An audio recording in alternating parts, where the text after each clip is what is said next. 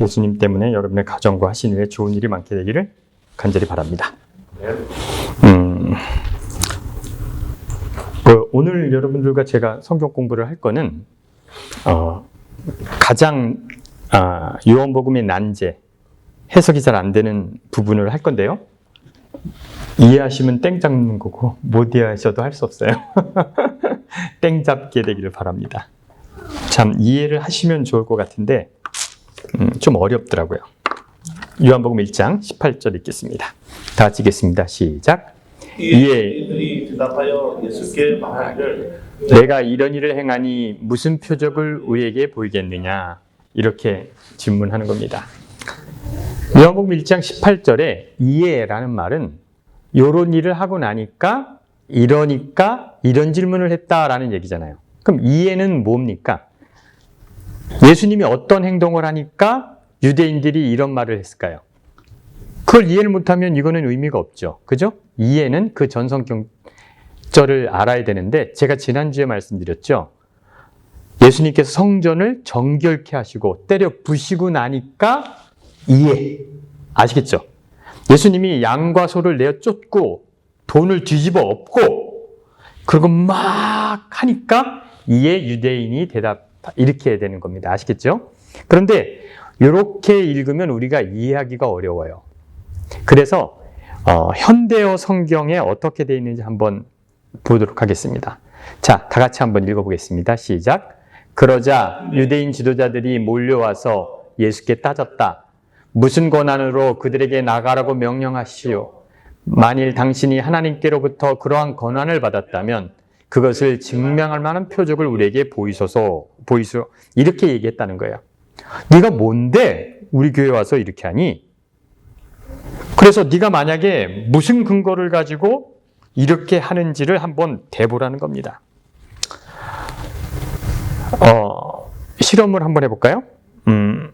여러분, 지금 여러분이 예수님이에요. 여러분이 예수님이라고 생각해 보세요. 여러분들이 성전에서 막 이렇게 양도 내쫓고 소도 내쫓았는데 누군가 물어보는 거예요. 당신이 무슨 권한으로 그럽니까? 이게 질문을 여러분이 받았어요. 여러분이 만약에 질문을 받았다면 여러분들은 뭐라고, 지금 여러분이 막 성전을 예수님처럼 했어요? 그때 누가 와서 당신이 뭔데 그래? 그럼 예수님 입장에서 한번 대답해 보세요. 오늘 대답 잘하는 사람 상품이 있습니다. 진짜 좋은 상품. 그 상품 한번 들어주세요. 이 뭐냐면, 저 상품이 준비됐습니다. 마사지건입니다. 자, 여러분이 예수님이라면 누군가 당신이 뭔데 그런 일을 합니까? 라고 하면 뭐라고 대답하겠습니다. 빨리 옳은 대답 한번 해보세요. 뭐라고, 유선생님 뭐라고 대답할 거예요?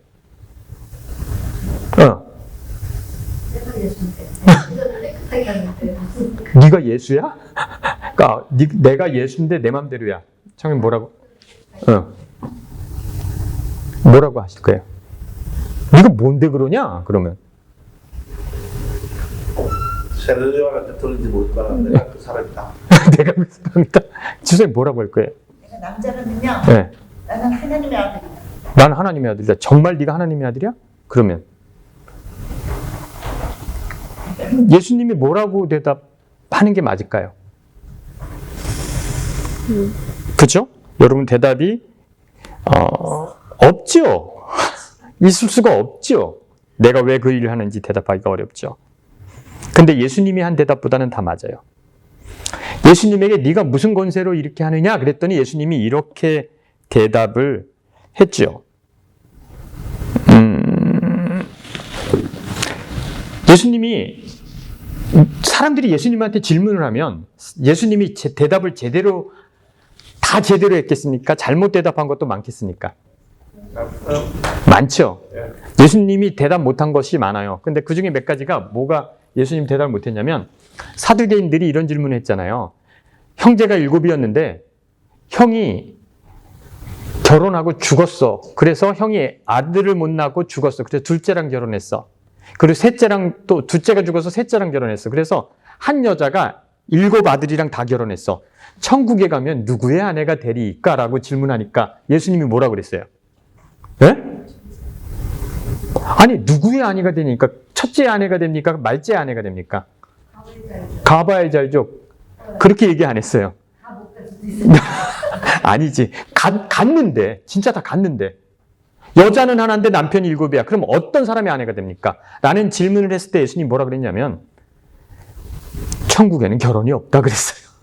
천사같이 산다. 이건 답이에요, 아니에요? 답이 아니죠. 뭔 답이에요, 그게? 어떤 사람들이 예수님에게 질문했습니다. 로마에게 세금을 내는 것이 맞습니까? 하나님께 세금을 내는 것이 맞습니까? 그랬더니 예수님이 뭐라 그랬어요? 동전을 보이거라. 그래서 가이사의 것은 가이사에게, 하나님의 것은 하나님. 이것도 답이에요, 아니에요?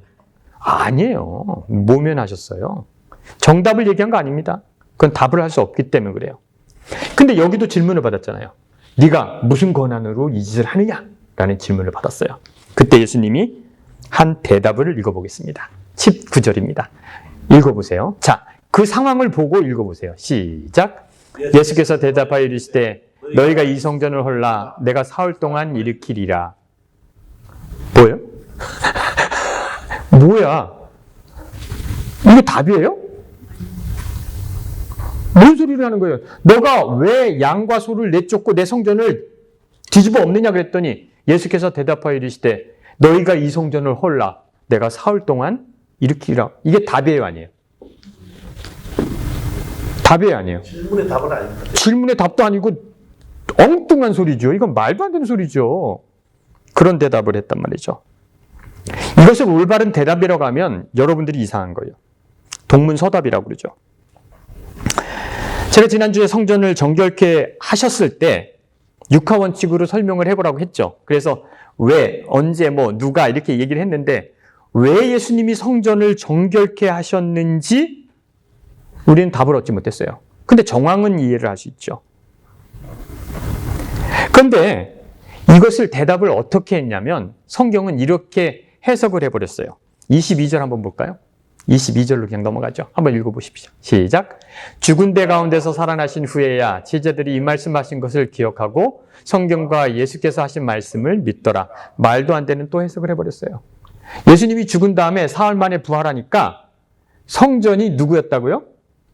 이 성전이 아니라 자기를 얘기했다라고 해석해버렸어요. 이 해석은 맞습니까? 틀립니까? 이것도 말도 안 돼요. 그냥 그렇게 설명을 해버렸어요. 어떻게 성전을 헐어버리라 3일 만에 세우리라가 예수님이 몸입니까? 말도 안 되죠. 여러분들 성경의 저자가 잘못된 해석을 할 수 있습니까? 어떻게 그걸 끄덕이십니까? 맞죠? 성경의 저자도 잘못 해석할 수 있습니다. 성경의 저자도 억지로 해석할 수 있습니까? 있죠. 이건 말도 안 되는 게 억지로 해석해버렸어요. 예수님의 얘기와 전혀 상관없이 예수님이 동문서답을 한 거예요. 우리가 공부를 해 나간다는 것을요, 이렇게 보면 의문을 가져야 되죠. 여러 생각을 해야 됩니다. 교회도 틀릴 수 있고 성경의 저자도 틀릴 수 있어요. 예수님이 그 종교를 보고 무슨 생각을 했을지 우리가 생각할 수 있습니다. 근데 그 생각은 저도 할 수 있어요.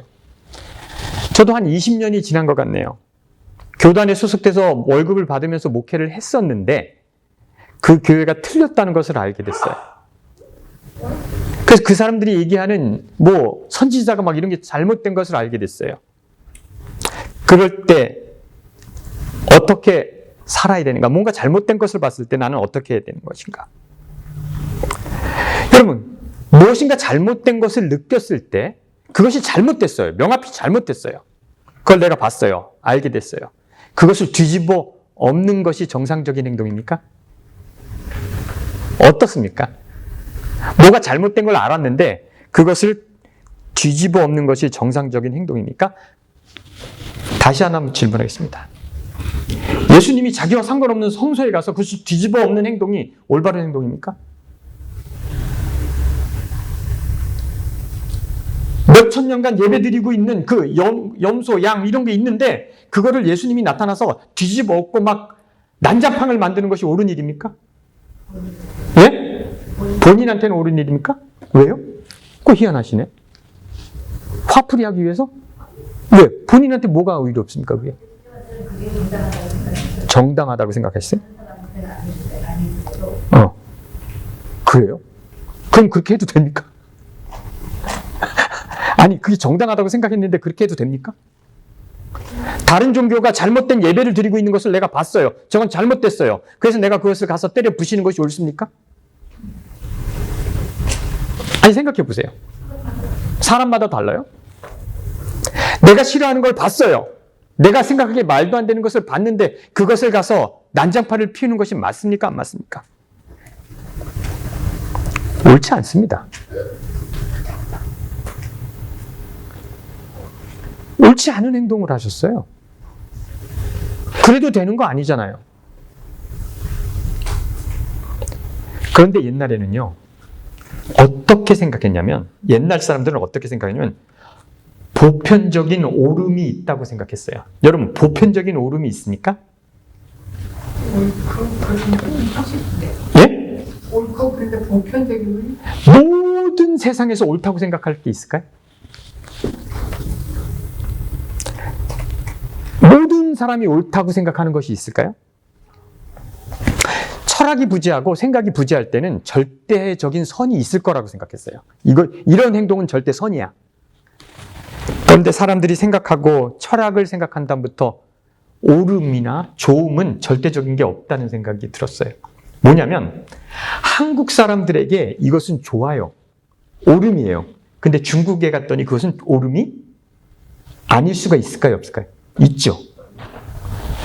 한국 사람들이 이것을 너무 좋아해요. 그런데 딴 나라 갔더니 그것이 좋은 것이 아닐 수 있겠죠. 이것을 깨닫는 것이 무지하게 오랜 시간이 걸렸습니다. 이 마을에서는 좋은 일이 다른 마을에서 좋은 일이 아닐 수 있을까요? 없을까요? 있죠. 더 축소해 볼까요? 나에게 좋은 것이 남에게 좋지 않은 게 있을 수 있을까요? 없을까요? 얼마나 있죠. 있죠.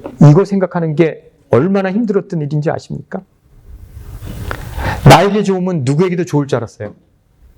남에게도 좋다고 생각했어요. 철학이 부재한 시대는.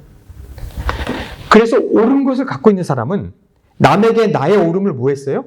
강요했어요. 내가 가진 것이 옳기 때문에, 내가 가진 것이 좋은 거기 때문에 너도 이것을 뭐 해야 된다? 가져야 된다. 예수님의 행동은 무슨 행동이에요? 내가 옳기 때문에 너가 가진 것이 뭐 했다는 거예요? 틀렸다는 행동이잖아요. 내 종교는 틀렸다는 거예요. 그래서 제가 오늘 설교를 준비하면서 이 교회의 암울한 현실을 봤어요. 뭐냐면 전도는 강요될 수 없다는 거예요. 신을 믿는 것은 강요될 수 없어요. 내가 믿는 종교가 옳다는 것은 전혀 뭐예요? 나의 주관이야. 그래서 강제할 수 없어요. 내가 좋다고 해서 남에게 좋음을 강조하면 안 된다고요. 내가 깨달음을. 그래서 제가 무슨 생각을 했냐면 장로님 생각을 했어요. 장로님 조심하셔야 돼요. 이렇게 하면 되게 여기 앉아있는 거 맨날 보면 이거 되게 맛있어. 왜 이게 안 맛있는지 모르겠어. 장로님이나 맛있는 거예요. 맛있는 것을 강요하지 마세요. 목사님. 네. 이거 아니고요. 건주입니다. 건주. 권유도 안 돼. 나는 오뎅 국물에 나물을 먹는 것이 너무 맛있어. 왜 이걸 못 이해하지? 이거 안 돼. 이건 너가 맛있음이야. 맛있음도 강요될 수 없잖아요. 종교도 마찬가지예요. 그래서 조심해야 돼요. 그래서 무엇인가를 가지고 있는 사람들은, 아는 사람들은 내 것을 얘기할 때 조심해야 돼요. 장로님 그렇게 얘기하면 안 돼요. 어떻게 얘기해야 되는지 압니까? 나는 정말 맛있는데 넌 맛있을지 모르겠다. 이렇게 하고 끝나야 되는 거예요. 좀 유치하다. 유치하게는 뭐 그렇게 하면 강요하면 안 된다니까요. 내가 맛있기 때문에 너도 맛있어야 되는 것은 말이 안 되는 거예요. 그래서 말이에요. 더 아는 사람, 더 많이 가진 사람은 자기 것을 나타낼 때 겸손하지 않으면 상처가 됩니다. 가진 사람은 가지지 않은 사람한테 무엇을 줄 때 겸손이 거기 들어있지 않으면 상처가 되는 거예요. 동정이 되는 거예요. 그래서 가진 사람은 더 조심해야 돼요. 아는 사람이 자기 지식을 얘기할 때는 훨씬 더 겸손해야 돼요.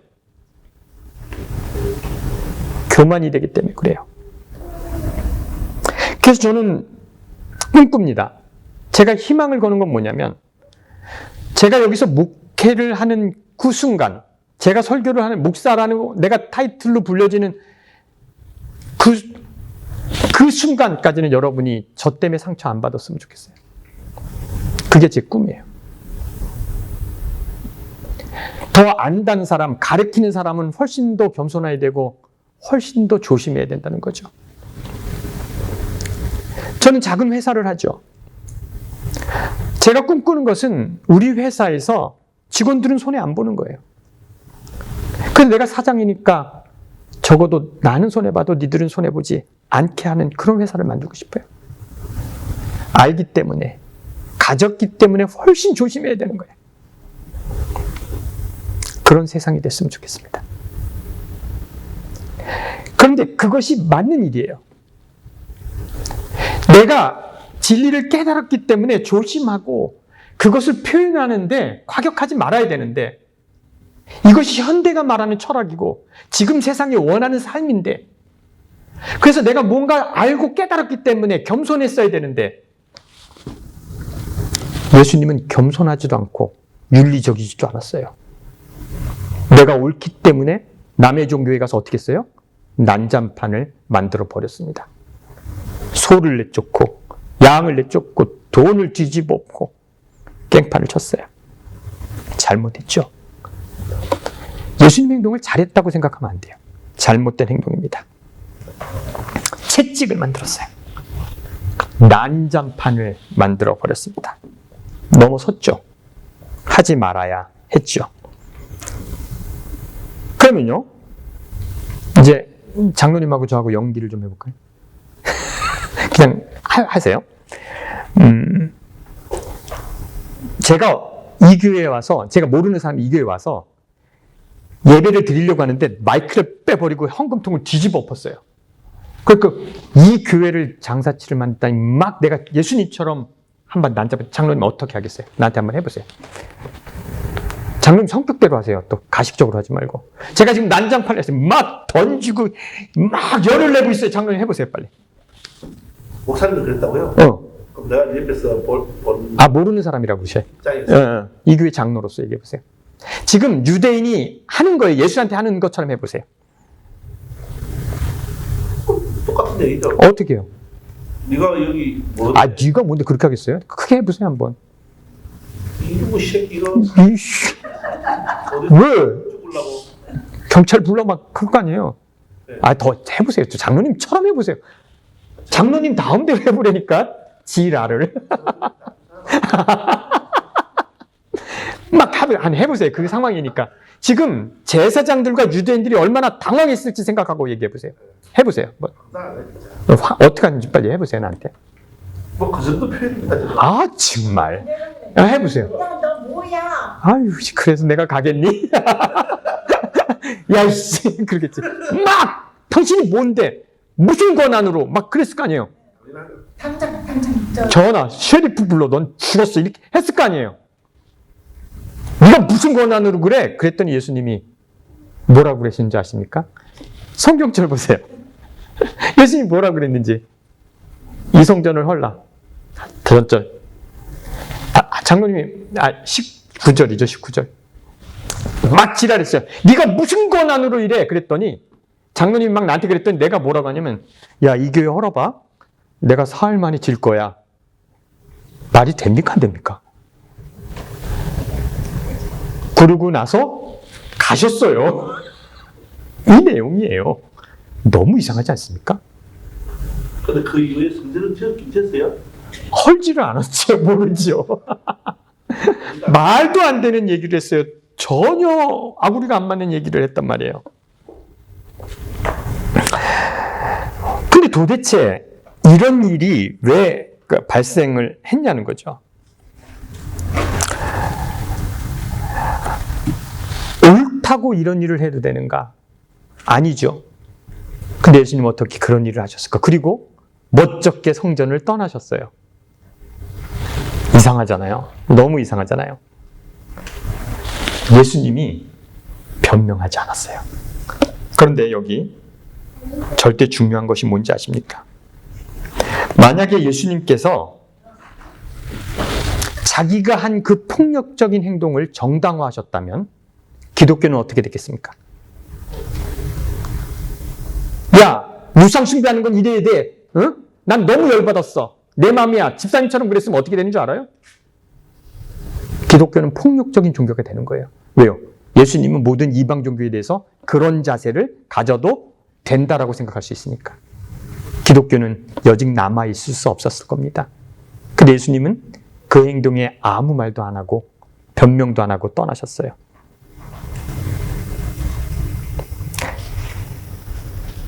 열받았지만 되게 잘못된 행동을 하셨지만 그것을 합리화하지 않았어요. 왜 합리화하지 않았는지 아십니까? 옳다 그르다 얘기하지 않았어요. 여러분, 이런 거 옳지 않다, 옳다라고 구분을 정확히 할 수 없는 일이 있는 거 아십니까? 그게 옳은지 안 옳은지 정확하게 얘기할 수 없는 것이 있죠. 그런데 예수님이 왜 그렇게 하셨을까라는 생각을 한번 해봐야 돼요. 예수님은 그 성경에서 하신 행동은 분명히 잘못된 행동이에요. 따라하시기 바랍니다. 예수님의 행동은 분명히 잘못됐다. 분명히 잘못됐다. 근데 아무도 잘못됐다고 안 한다. 그런데 이게 무슨 얘기 같아요? 네? 잘못된 행동이 있거든요. 아무도 그것을 잘못했다고 하지 않는다. 아무도 옳지 않다고 하지 않는다. 이게 뭘까요?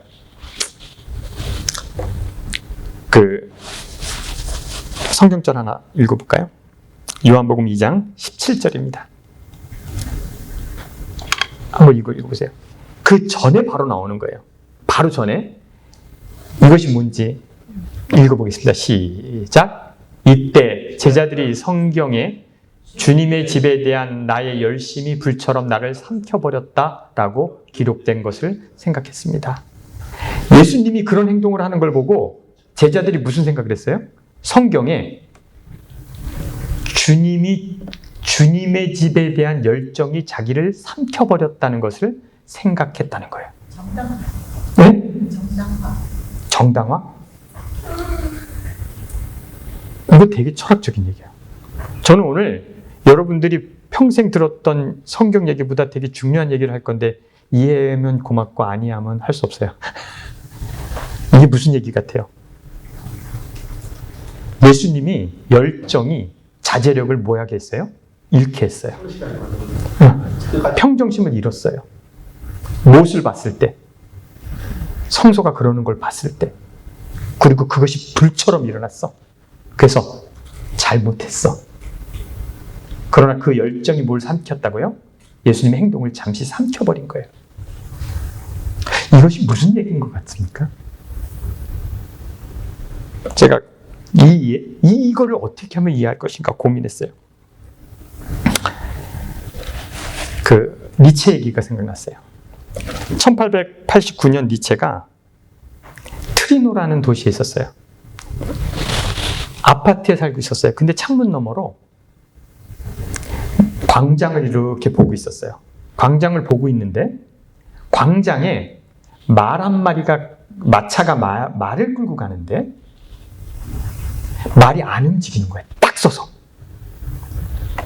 그러니까 그 마부가 채찍으로 그 말을 마구 때리는 거예요. 그래도 안 움직여 이 말이.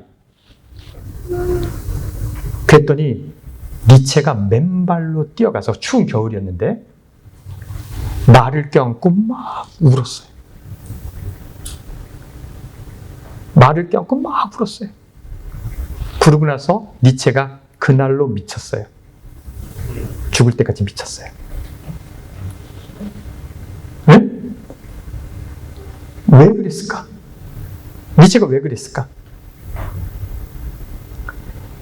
니체가 매맞는 말을 보고 견딜 수 없어서 맨발로 뛰어가서 말을 껴안고 못 때리게, 때리지 말라고 때리지 말고 말을 앓고 막 울다가 미쳤어요.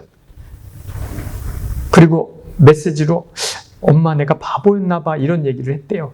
그리고 끝났대요. 미쳤대요. 그리고 10년간 미쳐서 죽었어요. 니체가 사람을 생각하고 무엇을 생각하고 그러다가 최종적으로는 매맞는 동물이 불쌍함을 처절하게 느낀 거죠. 견딜 수 없었던 거죠. 그리고 그 말을 껴안고 울다가 미쳤어요. 이상한 행동입니까? 이상한 행동을 한 겁니까? 옳은 행동입니까? 옳지 않은 행동입니까? 남의 말을 뭐 때리든 말든 무슨 상관없죠. 근데 막 그 매맞는 말이 어땠어요?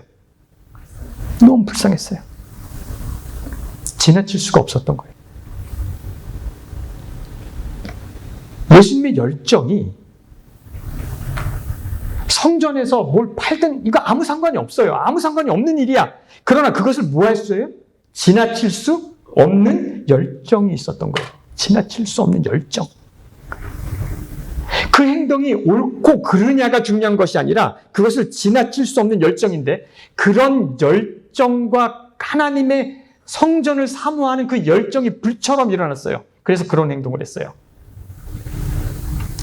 그런데 그 행동은 잘못된 것 같지만 그 일을 통해서 어떤 일이 발생인지 아십니까? 예수님에게 네가 무슨 권한으로 그렇게 하냐는 그 유대인 제사장들도 자기가 잘못하는 것을 뭐하고 있었어요? 알고 깨닫게 된 거지. 세상 모든 사람들이 그 제사가 잘못된 것을 뭐하게 된 거예요? 알게 됐죠.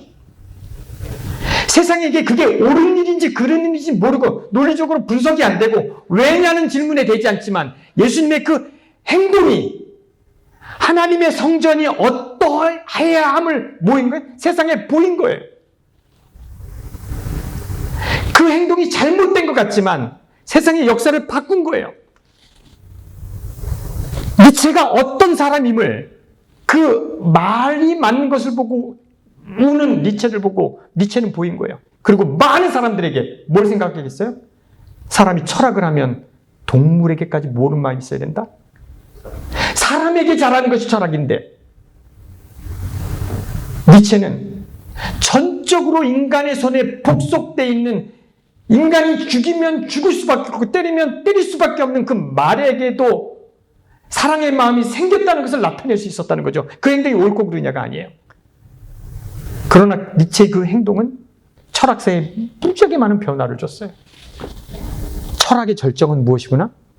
동물에게까지 사랑을 나타내야 되는구나. 이런 거였거든요. 여러분,